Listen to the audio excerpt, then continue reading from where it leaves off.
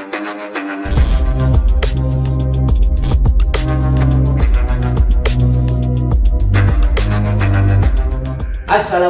warahmatullahi wabarakatuh. Kembali lagi bersama Mang Fit Channel yang nggak burusut, nggak budak dah, harum jadah anjing. Oke, pada kesempatan kali ini kembali lagi di episode Kolam Ongko Malam dengan narasumber yang sama, yaitu Bang Tamsir Rusli. Oke, insya Allah pada kesempatan kali ini kita akan berbagi-bagi cerita kembali mengenai hal-hal yang ada di pesantren. Kalau di yang pertama kemarin itu kita menjelaskan tentang pengalaman-pengalaman yang seperti ada kasus di pesantren, tentang masalah percintaan dan yang lainnya. Nah, pada kesempatan kali ini insya Allah saya dengan narasumber saya Bang Tamsir Rusli akan membawakan cerita mengenai hal-hal mistis horor yang pernah terjadi ketika waktu di pesantren, gitu ya. Tapi sebelum saya lanjutkan, pertama saya ingin mengucapkan bahwa apa yang akan saya ceritakan ini mengenai hal mistis yang ada di pesantren bukan berarti untuk menakut-nakuti para santri ataupun orang-orang yang pada pengen masuk ke pesantren, ya. Bukan ya Bang Tamsir ya, bukan menakut-nakuti, karena ini mah berbagi pengalaman. Karena memang ketika di pesantren itu kadang-kadang ada aja godaan seperti itu, ya. Itu untuk memperkuat kenyamanan kita di pesantren, ya. Kadang-kadang ada aja yang diganggu hal mistis seperti itu, dia tidak betah di pesantren. Tapi saya mengatakan bahwa ini bukan untuk menakut-nakuti, ya, tapi ini saling berbagi cerita aja mengenai hal-hal yang ada di pesantren. Salah satunya ini yang akan saya bawakan, yaitu mengenai hal-hal mistis horor yang ada di pesantren. Oke, sebelum itu jangan lupa di subscribe dan nyalakan tombol loncengnya, dan jangan lupa di like Mang Fit Channel. Ya, kita ngerokok dulu nih ya. Siap. Oke, Bang Tamsir, insyaallah. Nah, jangan lupa nama Facebooknya apa Bang Tamsir? Muhammad Tamsir Rusli. Oke, Muhammad Tamsir Rusli. Jangan lupa di follow ya. Kalau IG punya nggak IG Instagram? IG alhamdulillah punya. Alhamdulillah. Namanya? Lupa saya.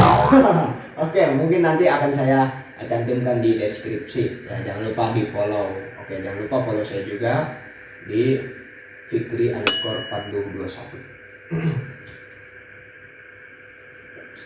Masya Allah Bang Tamsir, malam ini luar biasa ya cuacanya. Tadi juga kita udah diguyur hujan ya, dari siang mungkin sampai sore juga.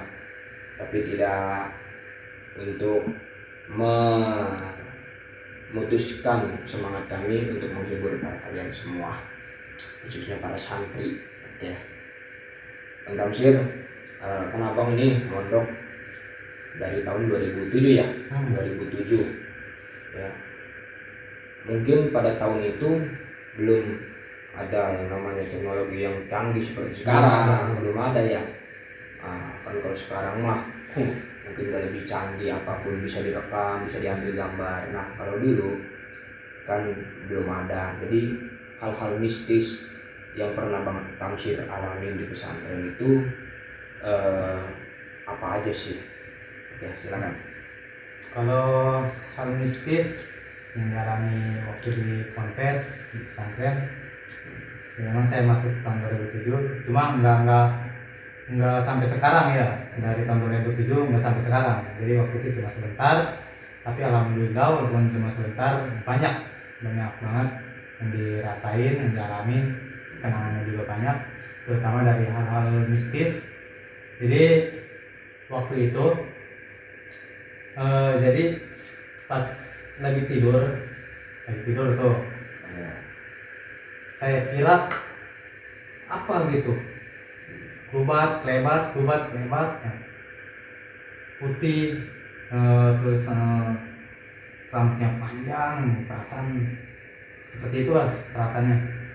Akhirnya bangun, penasaran, ini apa, yang namanya anak baru kan otomatis ya gitulah ya. rada-rada takut juga kan ya. Ditambah saya itu orangnya yang ya, pendiri, kalau bahasa kampungnya pendiri, Ya. nakut. Akhirnya pas saya nempok itu sejenis kayak disebutnya kuntilanak. Kuntilanak ya. Terus Dan saya sempat kaget juga ketika dia ngebalikin wajahnya, nggak taunya teman saya itu. Sudah ada di prank dia. Iya, di prank. Dulu mah, iya dulu mah mungkin nggak ada kata Iya, prank ya. nggak ada. Adanya ngerjain doang. Ngerjain. Namanya santri baru, mungkin itu menguji mental kita. Gitu. Oke, masya Allah. Ya saya udah serius. Hmm. Cuma di prank guys. Luar biasa kocak. Aduh. Tapi kalau hal mistis yang benar-benar nyata itu dari narasumber teman saya, masih CS lah namanya, dekat sama dia. Pas besoknya dia cerita, itu kejadiannya kapan saya lupa, cuma pas dia cerita katanya lagi tahajud, jam 1-an lah, jam 1 jam 12-an. Ketika lagi tahajud tiba-tiba katanya ditempok sama dia gitu, sosok sejenis kayak kuntilanak lah dibilangnya. Itu mukanya juga agak tertutup rambut, nggak jelas gitu, nggak nampak mukanya, hanya sekedar rambut ditutupin mukanya. Jadi yang namanya dia itu santri lama, mungkin ya pikirannya itu benar-benar mantap, benar-benar serius mendekatkan diri kepada Allah. Masya Allah. Iya, mungkin itu ujian buat dia menjalankan sholat tahajud atau sholat malam yang lain. Betul. Masya Allah. Ini emang sih ya, terkadang cobaan ketika kita mau sholat tahajud itu ada aja ya. Iya. Ya sebenarnya itu mungkin sih hanya perasaan kita aja, karena memang seringnya kita kan kalau sholat tahajud itu tengah malam. Jadi memang dari segi hawa dan juga cuacanya segala macam, tapi jangan dijadikan sebagai alasan buat kita nggak sholat tahajud. Betul ya. Jadi udahlah, tetap walaupun kita ini memanglah manusia biasa, yang namanya kita mau beribadah, yang namanya kita mau menghadap diri kepada Allah, itu cobaannya luar biasa. Salah satunya yaitu ya Pak Tamzil ya, apalagi di kalangan para santri. Makanya jangan coba-coba kalian apa sih namanya, sok lah. Sebenarnya kita bukannya apa sih ya, ke makhluk-makhluk gaib. Ya kita sih percaya, karena kita kan orang-orang beriman tergolongnya. Jadi harus percaya dengan hal-hal gaib ya. Dan kalau masalah kita menemukan penampakan, menemukan hal-hal yang janggal di luar nalar, itu bisa jadi itu karena memang benar nyata, atau bisa jadi juga karena memang itu hanya perasaan kita aja. Masya Allah, luar biasa. Terus selain itu apa lagi Bang Tamzil? Ya ini kembali lagi ke kesibukan kehidupan di dalam pesantren ya. Jadi selain horor juga, memang itu udah pasti lah yang namanya santri, emangnya pasti kalau yang penakut itu percaya, tapi nggak semuanya percaya. Jadi waktu itu sempat kejadian juga yang namanya, kalau bahasa dulunya itu permainan atau sejenis kehadiran. Ya benar. Iya. Jadi setiap malam yang ditentukan, semacam misalkan nggak ngaji atau misalkan malam Jumat terutama yang nggak ngaji, jadi sekitar jam 11-an atau di atas jam 11 itu pasti pada namanya sibuk dengan permainan seperti itu Betul. ya. Jadi pas saya mau permainan lah. Ya. Nah waktu itu saya sempat juga dites sama teman. Ditesnya gini, coba lu angkat tuh, bahasa gaul kitanya mah ya, Ya. coba lu angkat tuh sendal jepit di depan.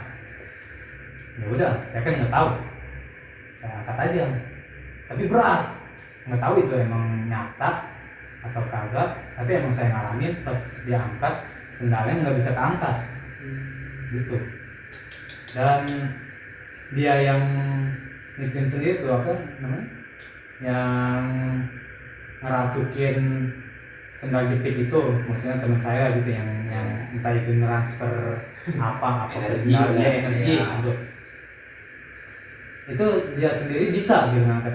Saya sempet bingung juga ini. Iya. Kalau kayak sekarang sih kan ada tuh ya film Avenger, Nah, Thor, Thor. palunya, ya.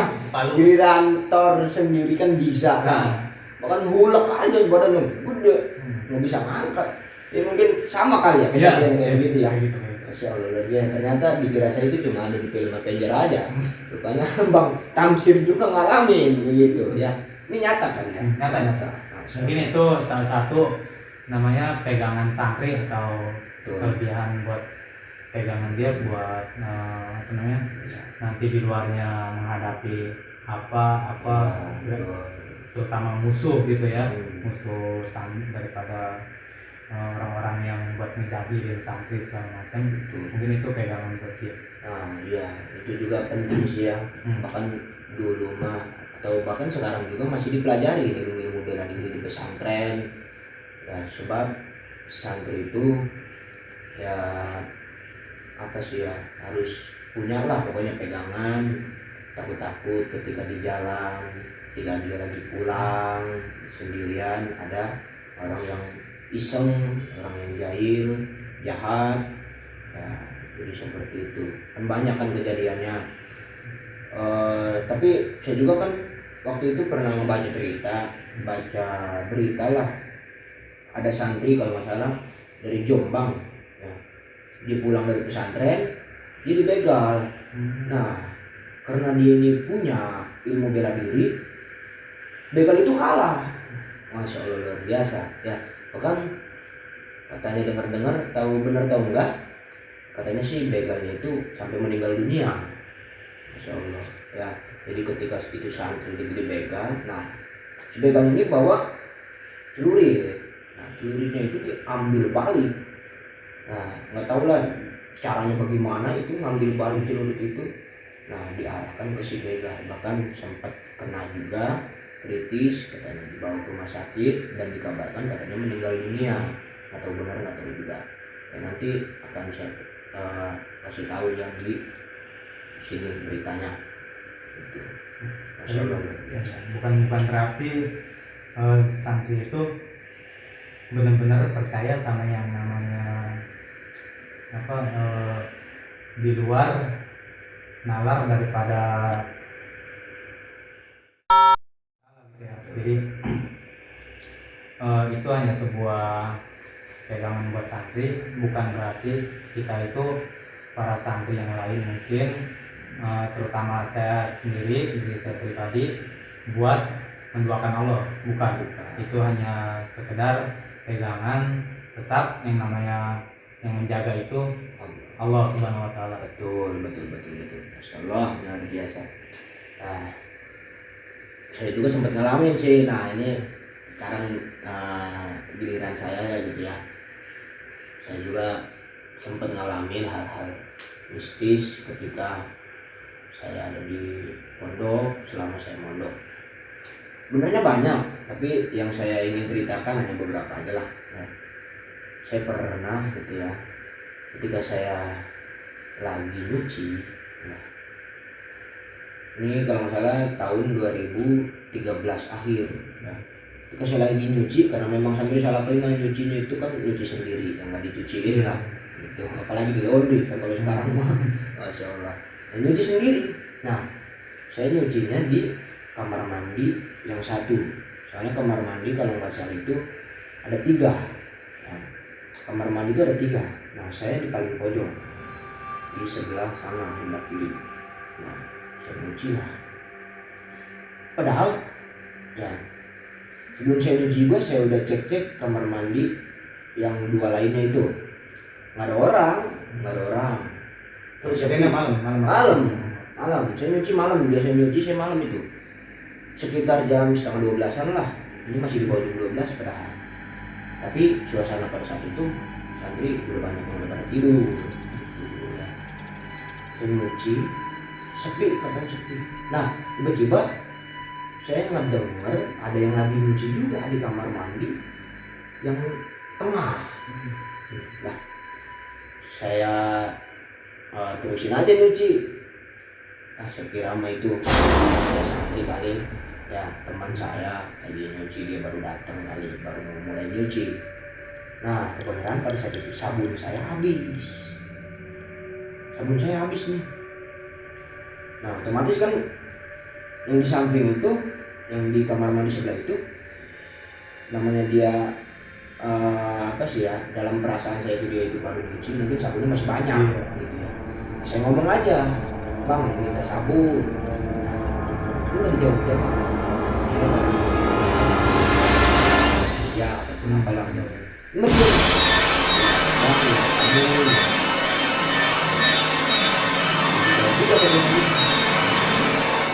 kan kamar mandinya itu kan tiga itu dijadiin satu atap, ngerti nggak sih? Jadi kamar mandinya itu nggak ada atap aslinya. Jadi antara kamar mandi sebelah dengan yang sebelah itu, kalau kita ngeliat begini nih kelihatan, mau ngintip itu kelihatan. Ya, tepok gitu ya? Iya gitu, nggak ada atap aja. Jadi 3 kamar mandi itu jadi satu atap aja gitu. Otomatis 3 kamar mandi itu kelihatan kalau kita mau ngintip kamar mandi yang sebelah gitu. Itu tinggi ya. Nah saya bingung lah kok nggak dijawab. Padahal suara nyucinya itu masih kedengeran. Saya penasaran lah, ini kok mau dijawab ini ya. Nah saya keluar tuh, saya nempok ke kamar mandi yang itu, yang sebelah saya itu. Kaget saya bang, masalah Nggak ada orang? ada, tapi itu bukan orang, nggak tahu apa ya. Tapi nenek merinding saya kalau ingat masa lalu, insya Allah bangun tuh nenek. Saya diam mas. Astagfirullah. Ini bukannya saya sombong karena itu saya itu berani, bukan, karena emang saya itu kalau melihat itu nggak langsung lari. Saya mah kan banyak kan orang yang mohon maaf gitu ya, yang agak takut langsung lari. Saya nggak diem lah, ada nenek-nenek dalam hati saya. Ada nenek-nenek yang nyuci selain santri gitu. Udahlah, saya ini aja lah, saya tinggal aja lah di kamar mandi. Nah, tujuan saya tinggal di kamar mandi sampai besok pagi. Luar biasa, subhanallah. Jadi mungkin banyak lah ya sebenarnya pengalaman saya juga, tapi ya yang paling saya ingat ketika saya di pesantren sana di daerah Teluk Naga juga, itu yang paling saya ingat, mantap sih. Mungkin kalau saya pribadi, ketika nempok tahu-tahu berupa nenek-nenek atau sejenisnya, aduh, udah ambil jurus 100.000. Aduh, luar biasa ya. Tapi saya waktu itu diam aja dalam hati, ya Allah, kok nenek-nenek gitu. Saya nggak bisa ngomong apa-apa. Terus gitu saya ngeliat,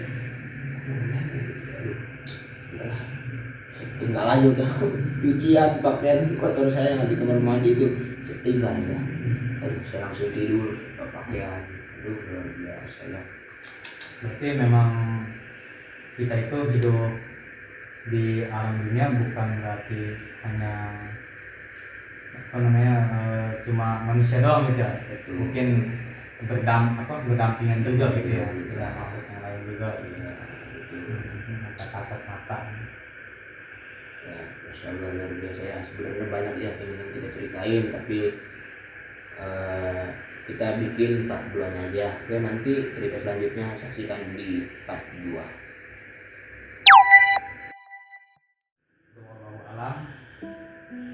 ketika dia pernah ngajiin yang lain teman-teman saya yang di kampung, tiba-tiba hidup lagi, bangun lagi. Mati suri. Nah, bisa dikatakan mati suri.